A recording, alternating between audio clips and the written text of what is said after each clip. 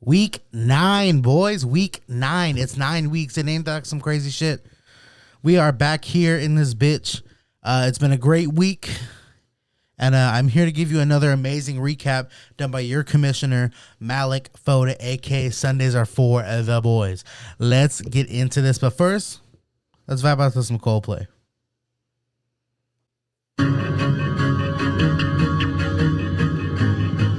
This ain't Coldplay. Hold up, this ain't no Coldplay, bro. Oh, shit.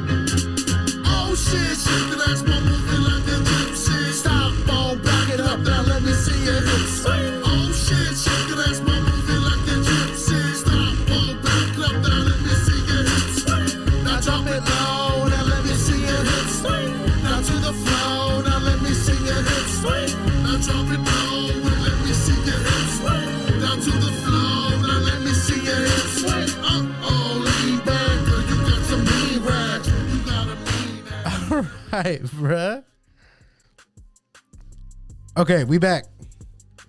That shit was kind of lit, not even gonna lie. I heard that shit on TikTok and I was like, I have to put that in the fucking recap, dude. So I did. And now we're here and now we're vibing in the set. All right, boys. So initial thoughts of fantasy football week 9. Overall felt good, man. The week felt good. Everything felt good. Everything felt strong. Christian McCaffrey's back, kind of. I don't know. Day to day right now, but we'll see. Dalvin Cook's a fucking monster. Kyler Murray's a fucking monster. Josh Allen is back. Tom Brady sucks at football. Fuck a goat. I was trying to be the case. Anyways, we back. Let's get into this recap. You know what? I'm gonna skip reading the power rankings this week because inaccurate, okay? Inaccurate. Like Dante said in the chat. Inaccurate, okay? I don't want to fucking hear it.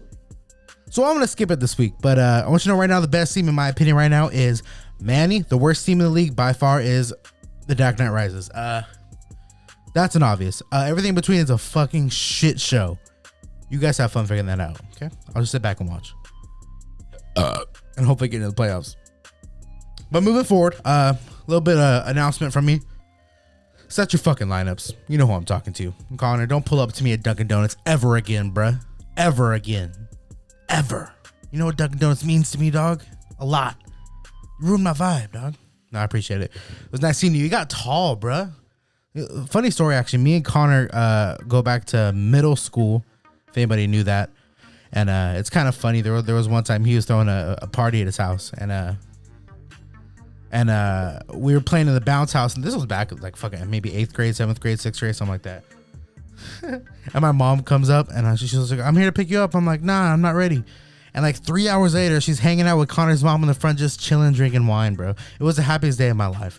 I love when parents become friends because their kids are friends. That is my favorite thing in the world. But continuing on, I regress.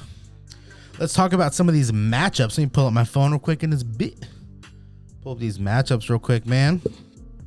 So first, let's look at Kung Fu Panda versus the Mr. Chop God, Nicholas Hinojosa. How we doing, baby? Let's check it out. So that matchup was a little underwhelming, you could say. I expected a lot more out of that, but that's not what we got. We got a pretty basic and boring matchup. Deshaun Watson for Matt did well, and that's pretty much about it for his team. As for Nick, he has DK Metcalf, and that's pretty much it for his team. But he has a nice baseline of Baltimore's defense as always having his back. But this week it just wasn't enough, and Matt was able to take him down. We got Fresh Prince of Bel-Air versus You Reach, I Teach. Only won by 10 points, which is actually kind of surprising considering that Jacob's team had Josh Allen score 36, Stephon with 20, McKinnon with 15. But the rest of his team was non-existent, bro, pretty much. And for Nate's team, man, you know, it's a rough season. Next year's always going to be here for you, you know. It's hard to come back from 1-8. I think it's impossible, actually. Continuing on, we got my boy. We have this is what I like to call the White Bowl. We had the White Bowl with Connor and Sean. Kind of fun to look at that and laugh because two easiest people to make fun of in the league because of obvious reasons. Just kidding. Anyways, Connor actually won this game, 134-130. On Connor's team, he had consistency around the board, to be honest with you. John Brown did well. AJ Brown did well. Aaron Jones did okay. Russell Wilson did okay for Russell Wilson terms. But the biggest point here is what I want to make is that don't trade with someone you're playing with during the week. Yeah, I mean, Connor had Travis Kelce go off for almost 26 points, you know? And on the opposite side, I guess you can say that. I don't know how you could say that. I don't think Connor would have won if you guys didn't do that trade. But on Sean's team, you have Aaron Rodgers, which he traded 29 points. Dalvin Cook, almost 40 points. Keenan with 25, solid around the board, but you have no supporting cast. TJ Hawkinson did well for a tight end, I guess you could say, right? But yeah, man, that's why you don't trade with people that you play during the week. I appreciate it to everybody that I know. Next up, we got myself, Senator for the boys, taking another bullshit victory. I scored 90.32 and Christian scored 77.92. Say what you will. I've won 5 out of the last 6 matchups. That's impressive. However it happened, whatever happened, I'm telling you, it's kind of impressive. I don't mean to toot my own horn, but I started Drew Lock and he scored 30 points. So I'm doing something right. I'm doing something right. The rest of my team did absolute dog shit. Absolute shit dog. And then I went against Kyler Murray that put up 38, bro. But the rest of his team put up single digits. Christian's team.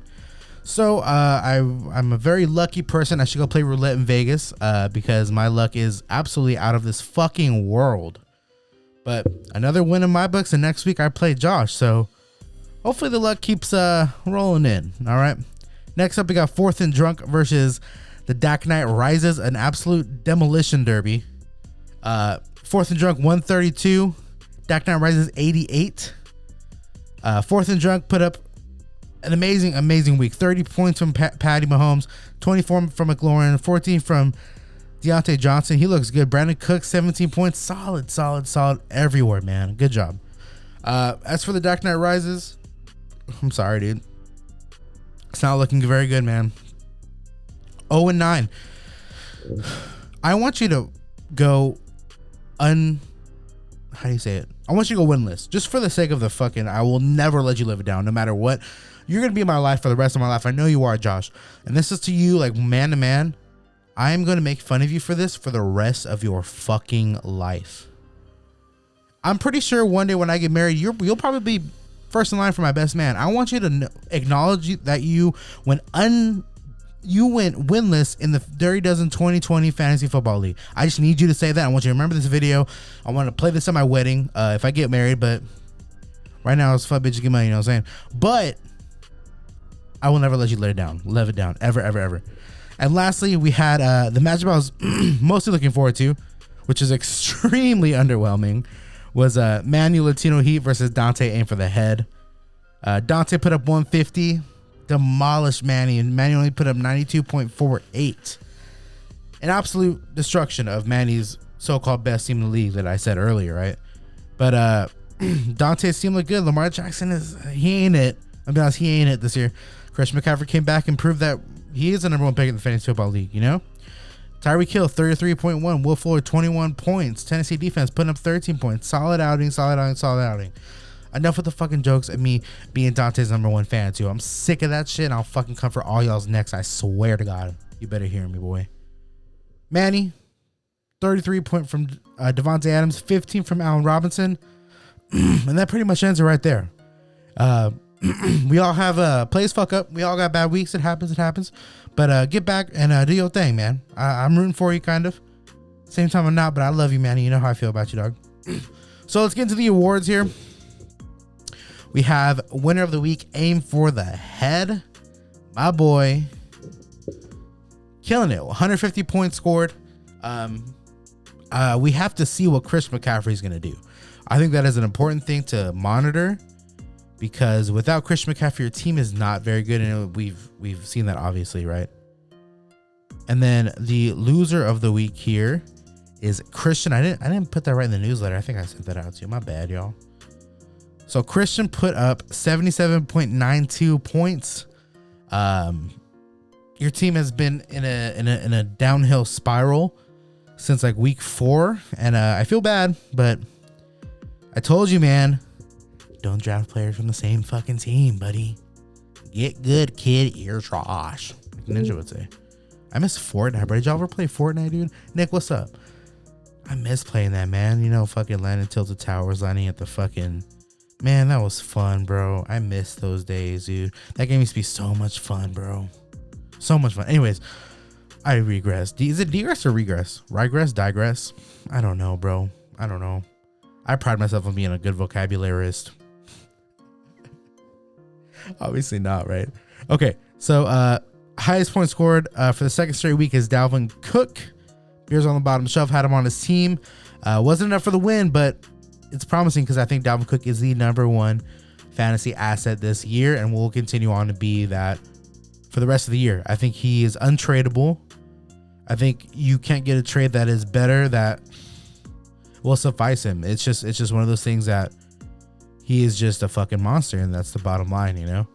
And then the bench bozo was surprisingly me. I sat DJ Chark, which I should have done. You know, I made the right play, I think, but 27.6 points scored with Jake Luton. Is that his name? Jake Luton? He looks sick, dude. You see that fucking spin in the end zone, man? He looked fucking awesome, dude. But yeah, I mean, overall, this week was awesome, and I think we're going forward. I have, like I said earlier, I'm gonna look back at these power rankings real quick. Like I said, I mean, the middle of the field between Manny and Josh is Manny. Okay, I think right now Josh and Nate are considered out. I think that's fair to say. But everyone but below Manny and Sean is free game, you know, and I think it's gonna be fun to see what actually happens and to see who comes out on top, who gets in, who gets out. It's gonna be interesting, man. This season has been unpredictable as fuck, and I think we're gonna continue to see the unpredictability. And yeah, with that being said, I'm done here for today, boys. I got some homework to do, and yeah, man. What should I vibe out to at the end? What do y'all think I should vibe out to, bro? I don't know. That's a good question, dude. Malik, you got good questions. You know that? You got good questions, bro. You know what?